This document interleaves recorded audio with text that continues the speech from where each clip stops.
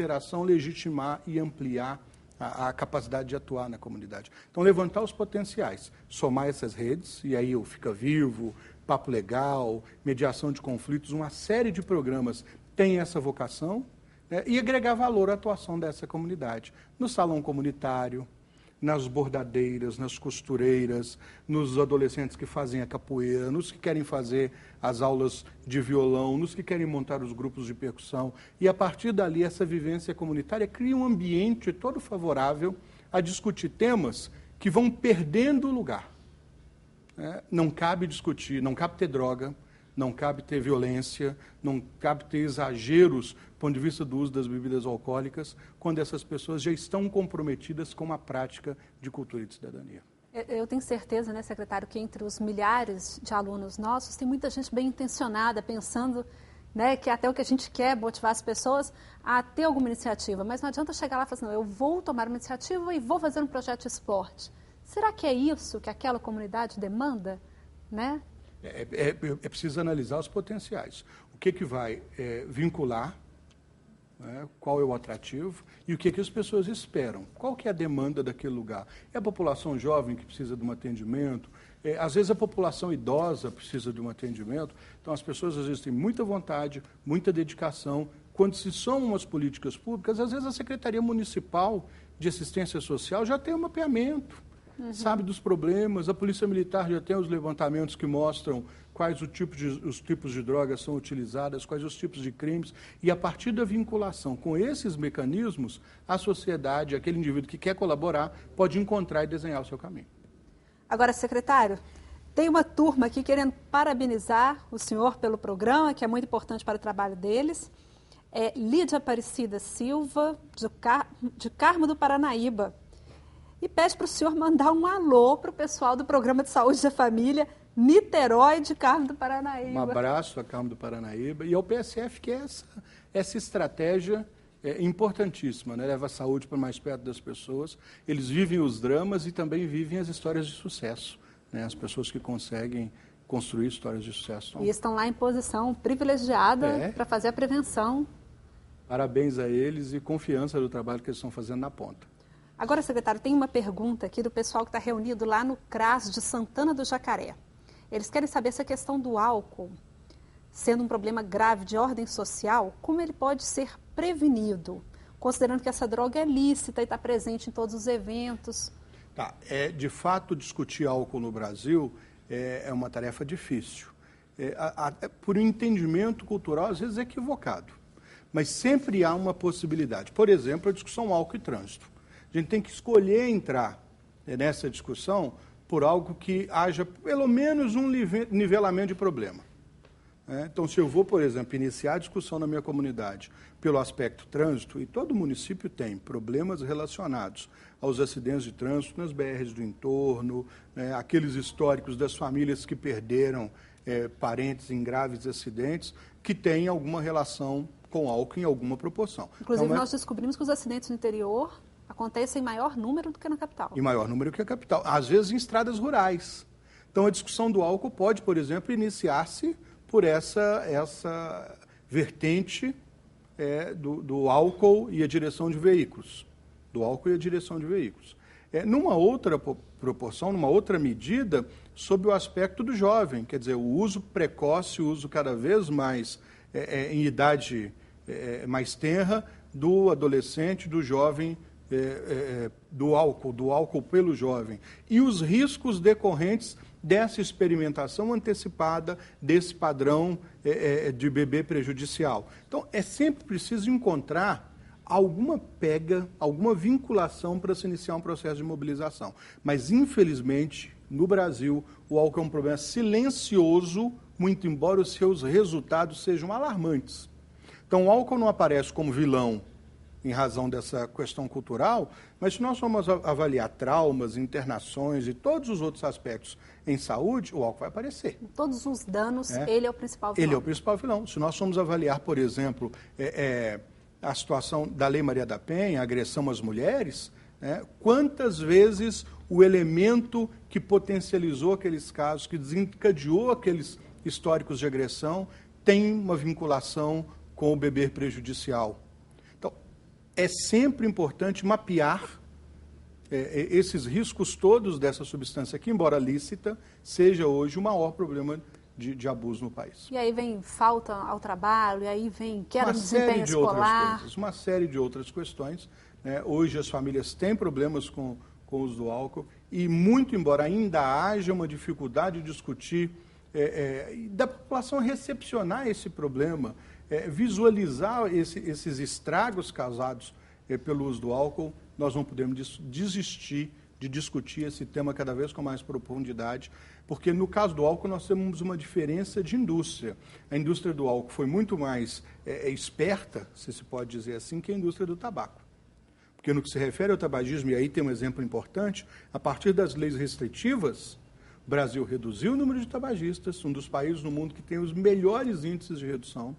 Isso a médio e longo prazo, nos impactos em saúde, vai ser percebido, porque se conseguir uma legislação. No caso do álcool, nós temos uma indústria perversa, que associa aqueles desafios da vida jovem, cultura, música, praia, sociabilidade, relação afetiva, com o uso do álcool.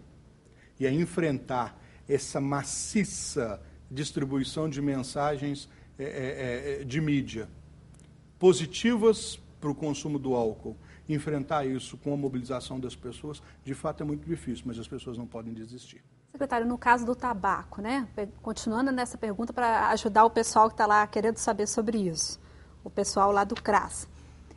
Se a política do tabaco deu tão certo, aumentando o preço, fazendo propaganda, campanha educativa com o público jovem, reduzindo o acesso, tudo isso que foi feito em relação ao tabaco, poderia ser aplicado em relação ao uso do álcool? Sim, sem dúvida nenhuma.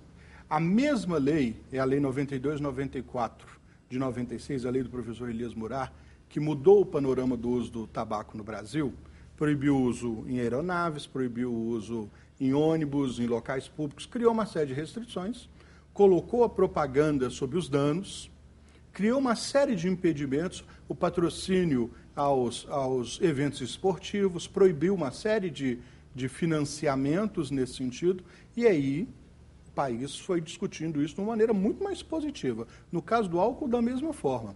E é tão importante fazê-lo, perceba apenas por um aspecto da evolução da publicidade. Essa publicidade já colocou pequenos personagens animais, animadinhos, né? A gente lembra das tartaruguinhas, daqueles personagens muito fofinhos, né? Muito bonitinhos, com foco cada vez no público mais jovem. Quase nas crianças. Quase que nas crianças. Né?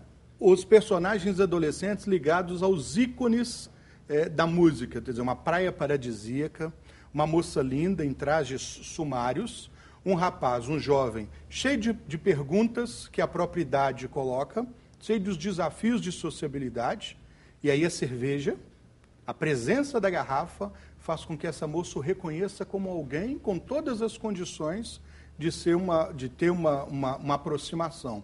E agora, de maneira mais recente, o idoso, no seu desafio, o medo, às vezes, das doenças,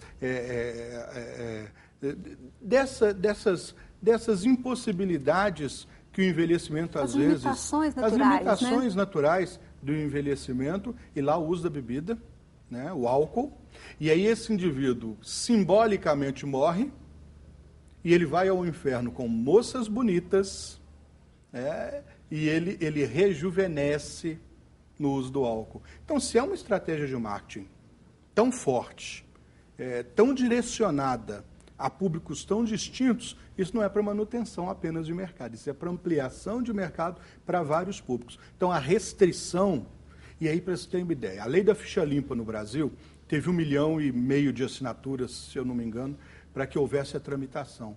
A ACA, Aliança Brasileira de Controle do Álcool, fez 1 milhão de assinaturas e entregou ao Congresso Nacional. E o projeto de lei sequer tramitou.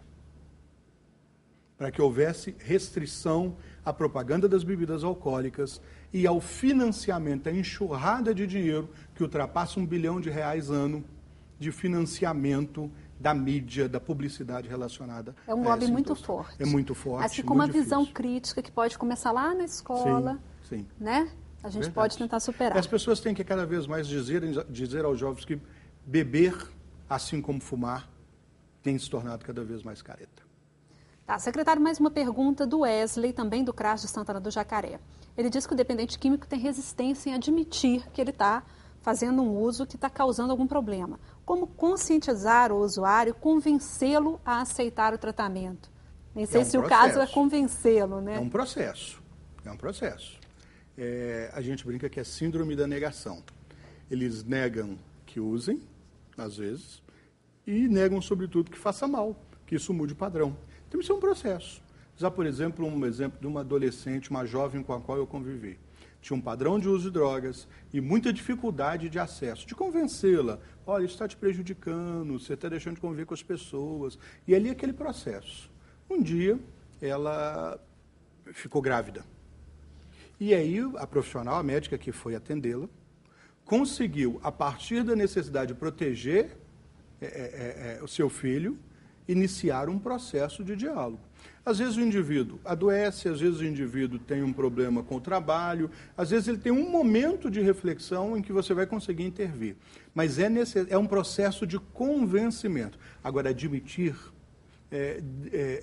aceitar que existe o problema e que você precisa de ajuda, é de fato um processo, às vezes longo, mas as pessoas não podem desistir. Não podem desistir. Porque às vezes o padrão de uso não vai mudar. Esse indivíduo não vai se tornar abstinente. Mas vai fazer uma reflexão. E aí, o que classicamente se convencionou chamar de redução de danos. Vai mudar o padrão, vai ter uma visão mais crítica acerca do seu problema de vinculação com o álcool e com as outras drogas, vai procurar um padrão cada vez mais seguro, e aí é o início de um processo. E é no tempo do usuário, e a resposta é do usuário. E nós podemos reforçar o diálogo, reforçar o discurso e cada vez mais trabalhar esse convencimento. Secretário Clóvis Benevides, muito obrigada por essa aula hoje com a gente. Eu é que agradeço, muito entusiasmado, porque essa é o Prevenção em Pauta, o canal Minas Saúde, a maior rede de formação na área de drogas já realizada no país inteiro. Então, é um marco para a política de drogas de todo o Brasil. Que bom, secretário, muito obrigada. E você que nos acompanha, não deixe de acessar o ambiente virtual de aprendizagem.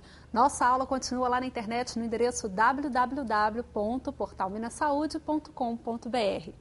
E na próxima quinta-feira, às 15h, a gente se encontra de novo para mais uma aula do curso Prevenção em Pauta. Até lá.